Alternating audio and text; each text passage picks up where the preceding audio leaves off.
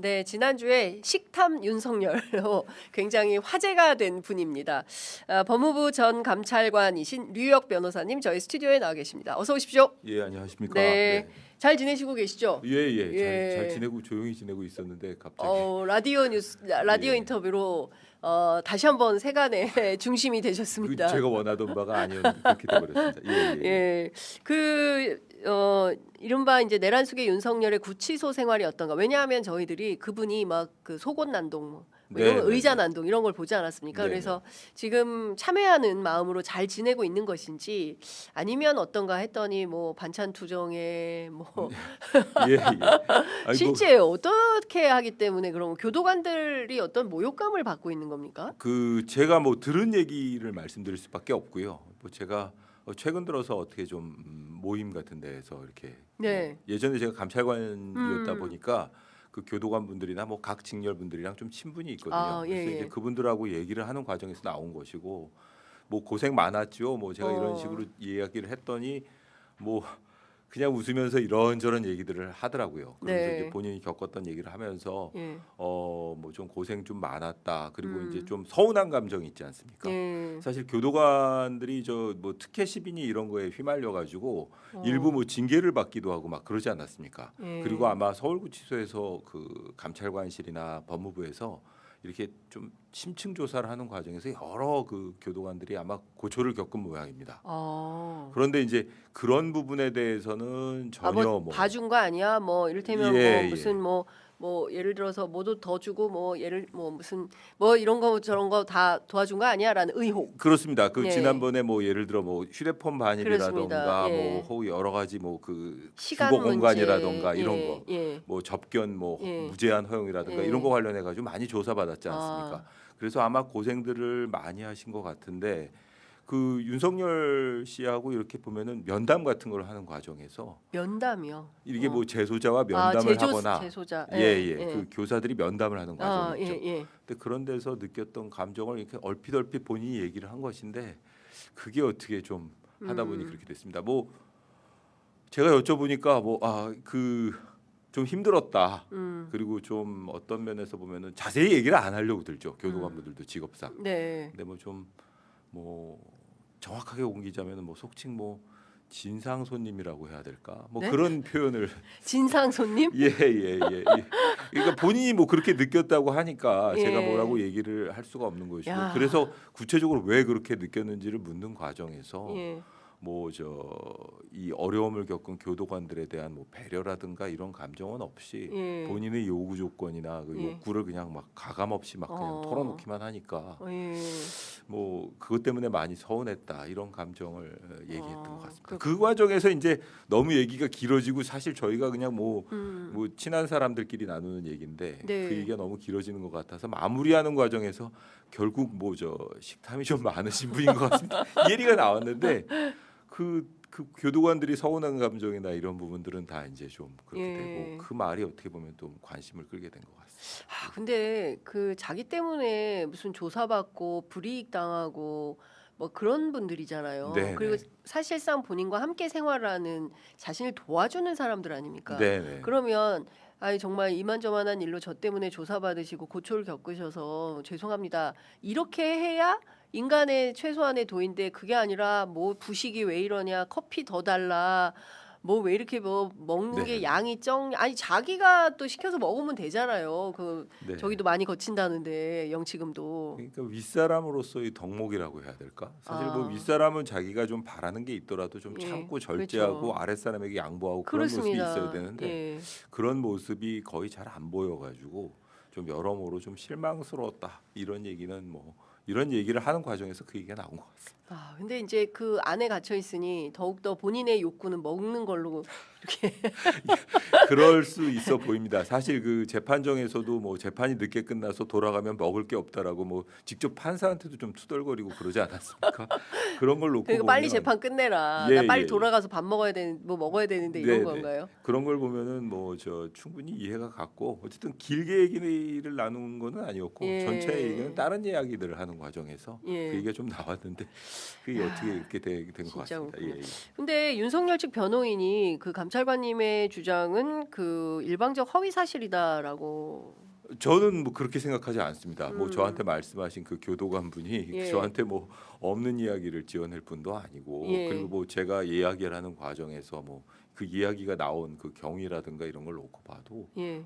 제가 보기에는 그분이 그렇게 뭐 허튼 말을 하실 분은 아니라 가지고. 아니, 전직 감찰관한테 평생 검사로 봉직해온 분한테 그분이 거짓을 고하겠습니까? 물론 뭐 거짓을 고할 이유도 없지 않습니까? 예, 물론 그 식탐이라는 말 때문에 좀 속상했다. 뭐 그런 기분은 제가 이해를 합니다. 네네. 그리고 그 말의 취지 자체가 어른스럽지 못하게 가서까지 그런 곳에서까지 어른스럽게 행동하지 못했다라는 것을 지적하는 걸 넘어서 가지고 본인이 좀 불편해하고 그런 점에 대해서는 뭐 저도 납득을 하고 이해를 하는데 뭐 그 말이 허튼 말은 전혀 아닙니다. 근데 지금 비상계엄 내란으로 전 국민이 죽을 뻔했던 그런 사태, 실제로 환율이 치솟고 네네. 주가가 폭락하고 뭐 하여간 온 국민이 얼마나 고생을 했습니까? 그럼에도 네네. 불구하고 지금 이 순간도 자기 먹는 거, 자기 불만족한 거 뭐 이런 것만 생각하지 그 어떤 사과나 반성이 없는 거네요.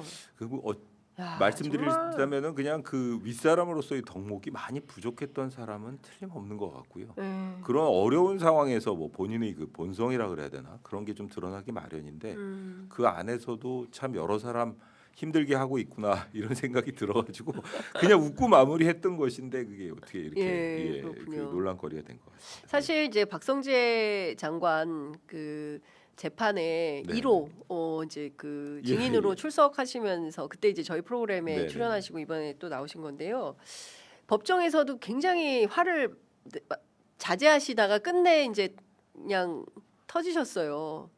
박성재 장관의 어떤 면 때문에 그랬던 겁니까? 제가 뭐 좀 차분하게 증언을 하고자 하는 뭐 생각이 있었고요. 예. 처음에 뭐 가서 정확하게 또박또박 뭐 있었던 일만 이야기하면 된다라고 생각을 했는데 그날 박성재 장관하고 그 증언 전에 네. 잠깐 마주쳤었습니다. 아, 그래요? 예. 그 뭐 서로 뭐 제가 제일 먼저 들어가서 대기하고 있었고 예. 그 법정경이랑 제가 이제 제일 처음에 있었고 나중에 이제 박성재 장관 일행이 들어오면서 이제 저하고 이렇게 얘기를 뭐 인사를 나누고 그랬는데 그때 보니까 뭐 전혀 아무렇지도 않은 듯이 최소한 뭐 저를 봤더라면은 뭐라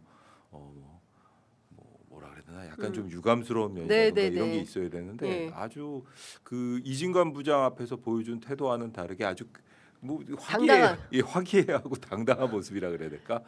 거기서 약간 좀 마음이 상했던 것 같아요. 이진관 판사 앞에서 보인 건 다소 연출된 모습이라고 봐야 돼요. 저는 그렇게 생각합니다. 왜냐하면 처음에 들어왔을 때 저한테 보여준 모습이 있기 때문에 뭐 자기들끼리 이렇게 떠들면서 들어왔던 그런 모습이 있기 때문에 사실 그 법정에서 판사들이나 검사들이 보는 피고인의 모습은 그 어떻게 보면은 이 좀 연출된 모습이라 그래야 되나? 좀 이렇게 그 본인이 자연스러운 모습은 아니라고 보는 게 맞습니다. 근데 이제 그 제가 봤던 그 모습을 봤으니까 제가 있는 줄을 몰랐던 것 같아요.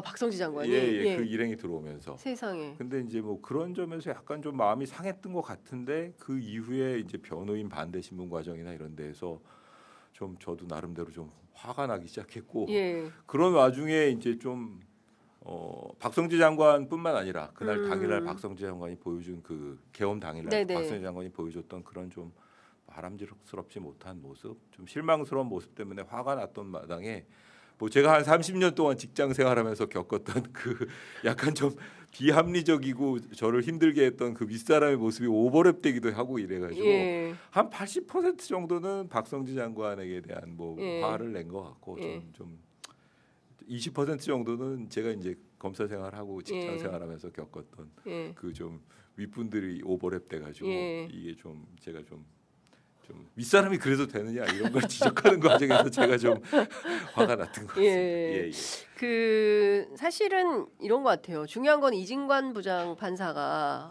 그 박성재 장관의 진 면목을 확인해야 되는 거지 않습니까? 그러니까 그 판사 앞에서는 막 잘못했다고 이제 수그리고 뭐 모든 걸 참여한다고 말하지만 실제로 판사가 없을 때는 그러니까 선생님 계실 때하고 선생님 없을 때하고 완전히 다른 태도로 지금 나오는 거야. 뭘 잘못했어 이러다가 판사가 나타나 잘못했습니다. 진짜 진심으로 사죄합니다 이렇게 하고 그건 다 가짜라는 거 아닙니까? 그렇습니다. 뭐 저는 그날뿐만 아니라 예. 뭐 최근에 뭐 이렇게 그 제가 직접 문상을 가진 않았는데 다른 사람들 그 상가집이나 이런 데에서 박성지 장관을 예. 마주친 사람들 이야기를 들었는데 예.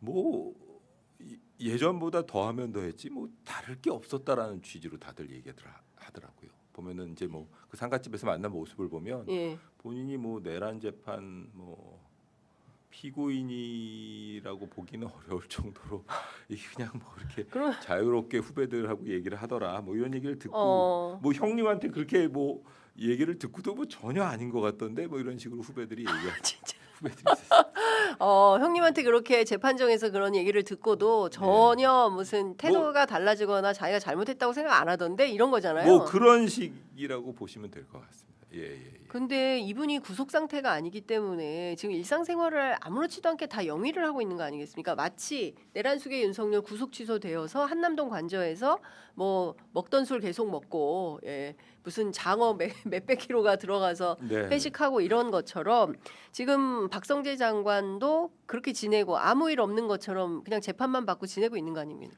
뭐 본인 마음속을 본 건 아니니까 뭐 제가 말씀드릴 수는 예. 없지만 어쨌든 일반인들이 보기에 그리고 뭐 제가 이야기했던 그 후배들이 보기에는 예. 뭐 아무렇지도 않게 살고 있다고 했으니까 예. 그게 맞는 것 같습니다. 그러니까 일종의 예. 죄책감 같은 건 없다는 거잖아요. 본인이 뭐 죄책감을 의도적으로 표현하는 것이 아마 뭐 그 표현하기 싫은 듯 뭐 이렇게 일부러라도 뭐 당당한 척 하려고 하는 건지 는 모르겠지만 네. 어쨌든 그걸 박성재 장관의 모습을 지켜본 사람들은 뭐 그렇게 이야기를 하고 있으니까 아니 내란의 중요 임무 종사자가 당당해도 됩니까? 모르겠습니다. 그게 당당한 척을 하는 것인지 실제로 당당하다고 생각하는 것인지 모르겠는데 예. 과거에 뭐 내란 직후에 보여줬던 태도나 모습을 보면 아직도 제가 보기에는 이게 왜 내란이냐라는 그때 당시 이야기했던 주장에서 크게 벗어나는 생각을 하고 있는 것 같지는 않습니다. 예. 그 이진관 부장께서 정말 재판을 잘하셔야 될 것 같고 취재 편의점에 오늘 류혁정 감찰관님의 이 방송편을 저희가 보내드리고 싶네요. 진실을 봐야 되잖아요. 예. 판사로서 재판을 하는 판사로서 실제로 그가 아스라백자가 아닙니까? 앞과 뒤가 완전히 다른 거 아닙니까? 그렇게 볼 여지도 있어 보입니다. 예. 사실 뭐 판사들도 뭐 이렇게 현명한 판사들이라면은 본인 앞에서 보여주는 피고인들이나 이런 모습이 다 예. 이게 실제 모습이 아니라는 거는 뭐 아는 게 당연할 텐데 네. 뭐 제가 이야기했던 뭐 그런 것 부분들 있지 않습니까? 평소에 어떻게 요즘에 지내고 있는지 이런 부분은 어쨌든 그게 뭐 많은 경우는 아니었지만 제가 법정에서 본 것 그리고 또 후배들이 뭐 이렇게 우연히 뭐 마주친 기회에 본 것들이니까 그런 부분에 대해서는 뭐 분명히 알고 계셔야 할 필요도 있는 것 같습니다. 이진관 부장도. 예. 오늘 이 방송이 굉장히 중요한 것 같고요. 사실 주말 사이에 이제 국민의힘이 필리버스터를 했지만 그 공소청, 중수청 법안이 모두 통과가 됐습니다. 오늘 더불어민주당이 이 봉하마을에 찾아가서 노무현 전 대통령 묘소 참배를 하고 보고 드리는 자리를 이제 마련한다고 하는데요. 평생 검찰에 계셨어요. 30년 검사하셨는데 그 어떠십니까? 뭐 저는 원래 법대 출신도 아니고 사실 검사를 이공계 출신이시죠. 예. 그리고 예. 그 뭐 이 검사라는 직업의 그 매력에 끌려가지고 어떻게 보면 사법 시험을 준비하고 검찰 법무부 검찰에서 이렇게 근무를 해온 것인데 저로서 뭐 좀 아쉬운 점이 없다고 말씀드리면 그건 거짓말일 거고요. 제가 근무했던 조직이 사라지는 거니까 완전한 기능의 변화를 가져오는 것이니까 그렇습니다. 하지만은 뭐 결국 이렇게 큰 변화를 겪게 된 게 국민적 지지를 잃었기 때문이겠죠. 그런 점에 있어서 뭐 윤석열 씨뿐만 아니라 그 이전부터 계속 하나하나 뭐 검찰이 그 잘못된 거 비난받을 만한 점들을 계속 쌓아온 것이고 뭐 저도 어쨌든 그 조직에서 계속 근무를 했었으니까 뭐 저는 뭐 이렇게 검사 생활을 여러 번 나눠서 했습니다. 중간에 그만두고. 근데 저도 첫 번째 검사 생활을 했을 때를 이렇게 지켜보면 그 부분에 대해서는 뭐 저도 좀 이렇게 아쉬운 점이 많습니다. 두 번째부터는 뭐 첫 번째 검사 생활의 아쉬움을 이렇게 좀 더 이상 겪어서는 안 되겠다라는 좀 반성 때문이었는지 좀 많이 철이 들었거든요. 근데 그렇게 철들지 못하고 계속 이 검찰권이 국민들이 지지를 떠나서도 마치 고유한 검찰의 권리인 것처럼 생각하면서 막 남용하고 그랬던 그 일부 검찰 지금은 다 나가버렸죠. 그런 그 말도 안 되는 그 검찰에 폐를 끼치고 뭐 일부는 구속돼 있기도 하고 네. 예, 뭐 일부는 뭐 다 나가기도 하고 일부는 재판을 받고 있기도 하고 그런데 그런 점에 대해서 뭐 참 아쉬움이 많습니다. 앞으로라도 이미 뭐 검찰이 해체가 되는 거는 결정이 됐으니까 네. 앞으로 이 공소청이라던가 중수청이 이 권한이라던가 역할이 좀 확실하게 정립이 돼가지고 국민들 입장에서 바라는 거는 결국 내 사건이 신속하게 처리되고 공정하게 처리되면 되는 거거든요. 네네네. 그런 절차라던가 혹은 이 제도가 빨리 안착될 수 있도록 최선을 다할 필요가 있지 않나 이런 생각이 듭니다. 네, 지금 이제 공소청, 중수청 이렇게 딱 이원화됐고요. 그 전에 이제 정부안을 두고 뭐 여러 가지 논란이 있지 않았습니까? 네네. 그리고 이제 보니까 최초에 나온 정부안은 검사들이 만들었다라고 해요. 그러니까 이게 어쨌든 70년 기득권이 있기 때문에 뭐 조그만 거라도 기득권을 내어놓기가 좀 저어스러운 검사들이 만든 안을 가지고 뭐 민주당에서 수정해서 결국엔 대통령까지 나서서 당정청 당정청 새로운 수정안을 이제 만든 건데요. 그 안에 대해서는 검사들은 좀 어떤 분위기입니다. 일테면 조직이 이제 없어지고 이제 우리는 공소청의 검사가 되는 것이고, 그리고 수사를 전문적으로 했던 검사들은 이제 중수청으로 이동을 해야 되는데 가서 이제 가면은 검사가 아니고 수사관이 되는 거지 않습니까? 얼마나 가겠습니까, 중수청으로?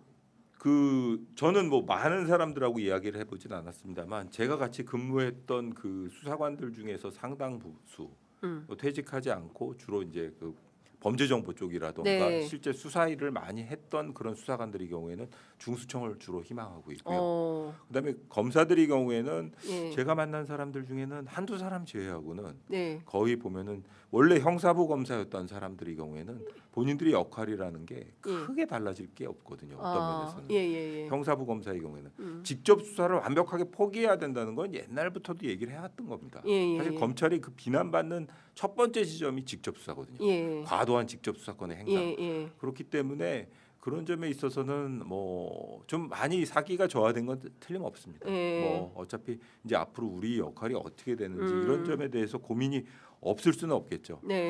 그런데 이제 어쨌든 간에 그 과거에 형사부에서 오래 근무했던 일반적인 그 평범한 검사들의 입장에서는 뭐 본인들이 어쨌든 간에 중수청에서 공소청에서 검사로 검사로서 본인들이 이 공소 유지 적정성 여부를 판단하는 그런 업무, 법률가로서의 이제 순수한 법률가. 과거의 경우에는 수사를 강조했거든요. 이 윤석열 씨 같은 경우에는 뭐 보면은 이게 뭐 사실은 수사를 제대로 했는지도 의문입니다만 본인이 평생 어떻게 보면은 그 수사관으로 살아온거나 다름이 없거든요. 이 윤석열 법률가로서 살아왔다기보다 그것도 무죄 많이 나는 수사관. 근데 이제 와가지고는 그 지금 남아 있는 검사들 같은 경우에는 참 뭐 여러 가지로 좀 혼란스러워하고 있습니다만 실망스러워하기도 하고 있습니다만 어쨌든 본인들이 공소청에서 역할을 한번 찾아보겠다 이런 얘기를 하고 있습니다. 네, 그럼 과거에 이제 수사를 전문적으로 그 무죄가 많이 나더라도 수사를 열심히 했던 그런 검사들의 경우에는 중수청으로 가겠습니까? 제가 보기엔 대체로 공소청의 검사들은 다 남아 있는다. 2,300명 검사들 중에 한두를 제외한 나머지는 다 공소청에 있게 될 거다. 공소청에 있을 거고 사실 그런 검사들 같은 경우에는 제가 보기에는 중수청에서도 받아주면 안 됩니다. 이게 어떻게 보면은 그 수사라는 게 보면은 수사기관은 뭐 이렇게 적극성이라 이 수사기관의 사실 검사의 그 제대로 된 형사부 검사의 뭐 임무는 뭔가 하면 수사기관에서 약간 무리할 수도 있는 범죄와의 투쟁 과정에서 무리할 수도 있는 그런 부분을 그 기소 단계에서 걸러주는 게 사실은 검사의 역할이거든요. 그래서 이 적정하게 처리를 하고 억울한 점이 없었는지 혹은 증거는 부족하지 않은지 이걸 법률가적 관점에서 검토를 하는 것이고 이게 대부분 형사부 검사들의 임무입니다. 근데 그 과거에 그 수사를 통해서 뭔가를 뭐 실현하고 내 뜻을 실현하려는 뭐 식으로 수사가 가장 중요하다고 생각했던 사람들은 사실은 제대로 된 검사의 역할을 수행한 사람은 아닙니다. 그런 점에서 보면 그런 사람들은 괜히 중수청에 가봤자 또 옛날처럼 과도한 수사권 행사라던가 중수청의 그 부작용만 많이 만들어 놓을 수가 있어서 제가 보기에는 검사 출신들이 뭐 간다 그러면 뭐 대부분 환영해야겠지만 어떤 수사에 그리고 어떤 경험을 쌓았고 어떤 일을 했었는지는 차 하나하나 검토를 해가지고 잘 그 백그라운드를 검토해서 받아줘야 될 것 같습니다. 아무나 받으면 안 된다. 아무나 중수청에서. 받으면 안 됩니다. 그건 분명합니다. 그 수사권을 과도하게 행사했다던가 혹은 그런 인지 사건에서 아주 많은 무죄를 받았던 검사 같은 경우에는 그 공소청에서 뭐 중수청에서도 받아주면 안 돼요. 그렇군요. 그러면 그 아까 한두 명 정도를 제외한 나머지는 남아 있겠다고 했는데 그 한두 명은 어떤 분들입니까? 한두 명 같은 경우에는 이제 그 본인이 중수청에 가가지고 어떻게 보면 중수청이 자리를 잡을 수 있도록 하고 최선을 다해서 어쨌든 중수청도 중대한 사건을 수사하는데 그게 이제 수사기관의 그 과도함이나 이런 것을 이렇게 수사 과정에서의 뭐 수사권 남용이라든가 이런 게 있어서는 안 되지 않습니까? 그런 부분에 있어서 본인이 역할을 하고 이제 마지막 공직 생활이라고 생각하고 봉사하고 싶어하는 친구가 하나 있었습니다. 그건 좀 제가 보기엔 바람직스러운 것 같고요. 나머지 경우에는 이제 뭐 좀 여러 가지로 좀 우려스러운 부분도 있는 사람들도 있었던 것 같습니다. 이를테면 마약 조폭 이런 거는 검찰이 수사를 잘한다. 그래서 그 대검 마약부 같은 경우에는 진짜 베테랑들이 모여 있다. 그리고 그거는 경찰하고 비교할 수 없는 수사 역량이다라고 하는데 이건 대체로 검사 역량입니까? 수사관 역량입니까? 수사관 역량입니다. 수사관 역량. 그거는 마약범 같은 경우에는 이제 검사로서는 뭐 그 부분도 전문 분야입니다. 사실 일반적인 사건하고 마약 사건의 경우에는 수사를 한다던가 이 공소 유지라던가 뭐 이 증거 가치 판단이라던가 혹은 수사 기법이라던가 이런 게 일본 사건하고 좀 다릅니다. 그렇다면서요. 들어가면 마약으로 들어가면 평생 마약 한다. 어떻게 보면은 좀 약간 다른 면이 있습니다. 그리고 일반적인 형사 사건을 다루던 검사들 입장에서는 뭐 이런 분야가 있어. 제가 강력부장을 해봐서 아는데 이런 분야도 있구나. 그러니까 이 좀 약간 생소한 분야가 될 수도 있습니다. 근데 그거는 기본적으로 여러 가지 꾸준히 그 이 업무에 종사해온 수사기관의 축적된 역량이라고 보는 게 맞습니다. 그러면 이분들은 대거 중수청으로 이동을 하게 되요. 중수청으로 이동을 해야 되고요. 제가 보기에는 중수청에서도 적극적으로 그런 사람들 영입해야 될 겁니다. 그러면 이제 완벽히 이제 수사 기소 분리가 되는 것 같습니다. 그러니까 문재인 정부 때는 검경 수사권 조정으로 출발을 했고 이재명 정부에서 이제 수사 기소 분리를 완벽히 해내는 거고. 근데 또 그런 얘기를 합니다. 그러면 공소청에 간 검사들이 장난을 안 치겠냐? 기소 여부를 가지고 또 뭐 할 거다라는 의심이 또 전직 검사 출신들 사이에서는. 근데 뭐 사실 이 권력을 가지고 있는 권한 기관을 의심하기 시작하면 끝이 없는 건데 기본적으로 그 검찰이 의심을 받게 된 거는 뭐 검찰 출신들이 이 처리한 그 정치적 중립성이라던가 혹은 뭐 숨겨진 의도에서 이제 의심을 받기 시작하니까 그런 점 때문에 이건 저런 정치적 의도를 가지고 수사한 것 아니야? 뭐 이런 이야기를 듣지 않았습니까? 그런 차원에서라도 검찰은 어떤 면에서 보면은 공소청 같은 경우에는 일정 기간 동안은 뭐 정치 쪽은 아예 쳐다보지도 못하게 한다던가 그리고 이 공소청의 검사들이 그 조금이라도 정치적 중립성을 의심받을 수 있는 언행을 하지 못하도록 확실하게 그 윤리 강령을 마련한다던가 그리고 또 외부적인 통제 장치, 기소 여부를 결정하는 데 있어서도 외부적인 통제 장치 그런 거를 도입하면 충분히 어느 정도 견제가 될 것이라고 보여지고요. 기본적으로 권력이 있으면 부패하는데 이 공소청이 가지고 있는 권력이라는 거는 법적인 부분, 법률가로서의 그 권한 이런 것이 될 것이기 때문에 아마 과거에 비해서는 부패의 위험성이라든가 이런 게 많이 줄어들지 않을까 이런 생각을 해봅니다. 네, 하여튼 뭐 확실하게 그 수사 기소 분리 그리고 이후에 이제 다가갈 새로운 비전이 어떻게 될지 모르겠지만 지금 보안 수사권 문제를 가지고는 여전히 이제 논란이 있고 형사소송법 개정안을 6월 지방선거 이후에 재논의를 한다는 건데요. 예민합니다. 저는 이제 요구권이냐 수사권이냐 보안 수사권 주면 다시 부활한다 이제 이런 겁니다. 저는 보안 수사권의 폐해를 그러니까 보안 수사권이라는 게 그 송치된 사건과 관련해 가지고 증거가 충분한지 아닌지 그리고 이 사람이 억울한 사람인지 아닌지를 가릴 수 있는 최소한의 수사권을 남겨둬야 된다는 입장이고요. 그걸 가지고 이제 새로운 사건으로 이렇게 그 뭔가 좀 정치에 개입하려고 든다든가 그런 요소가 생길 때는 네. 법원에 이의를 제기한다든가 이 수사 당사자가 네네네. 이거는 보안 수사권의 범위를 넘어선 거야라고 얘기를 해가지고 예. 제지를 할 수 있다든가 이렇게 보안 수사권이 가질 수 있는 여러 가지 폐해라든가 그런 우려를 차단할 수 있는 제도를 도입해가지고 막으면 되는 거라고 생각하고요. 네. 보안 수사권을 통해서 얻을 수 있는 이점이 훨씬 크거든요, 사실은. 보안 수사권이라기보다는 네. 송치 사건에 대한 보안 수사권이라 그러니까 자꾸 뭐 네. 사람들이 송치된 사건에 대한 적정 처리를 위한 최소 수사권은 있어야 된다고.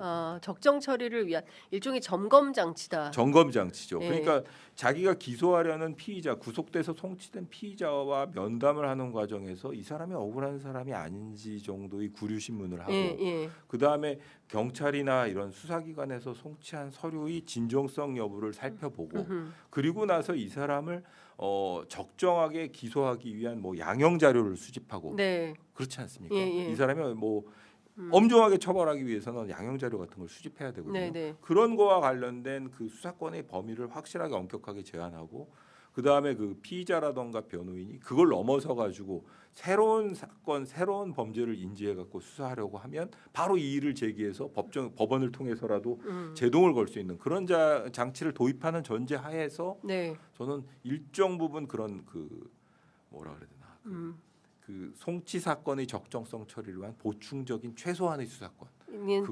필요하다는 게 제 생각. 알겠습니다. 예. 뭐 검사 출신이시기도 검사 출신이기도 하고 저는 사실 송치 사건을 수없이 처리를 해봤고요. 그게 이제 그 수사기관 1차적인 수사기관의 역량이 부족함을 전제로 한다기 자꾸 이제 검찰에서는 그런 자기네들이 보안 수사권 필요하다는 걸 이제 강조하면서 자꾸 이렇게 뭐 경찰에서 잘못된 수사를 바로잡은 사례 뭐 이런 걸 내세우거든요. 그런 차원이 아닙니다. 아니다. 사실은 수사기관은 어떤 면에서 보면은 짧은 시간 내에 집중적으로 수사를 하다 보면 놓칠 수밖에 없는 부분이 있거든요. 그 놓칠 수밖에 없는 부분을 검찰에서 충분히 크로스 체크하고 그럴 권한을 주자는 것이지. 예. 제가 보기에는 이 수사기관이 뭐 이렇게 좀 능력이 떨어지고 검찰이 우월하고 그런 차원이 아니다. 그런 차원에서 주장을 해야 될 겁니다. 제가 보기에는 최소한의 수사권. 네. 근데 좀 보면은 전혀 아직도 보면 정신 못 검찰은 차렸어요. 주장하는 데 있어서 국민이 어떻게 하면 공감을 얻을 수 있는지 이 부분에 대한 심각한 고민이 전혀 없는 것 같아요. 것 같아요. 조금 더 좀 정신 차릴 때까지 조금 더 많은 논쟁이 대통령께서 말씀하신 대로 지겨울 때까지 논쟁을 해서 서로 납득할 만한 타당한 결론에 이르러야 될 것 같습니다. 속보 들어와 있는데요. 추미애 법사위원장이 사임했습니다. 검찰개혁을 완수했다는 것이고요. 앞으로는 경기지사 선거에 올인할 걸로 보입니다. 자, 오늘 말씀은 여기까지 듣겠습니다. 고맙습니다. 네.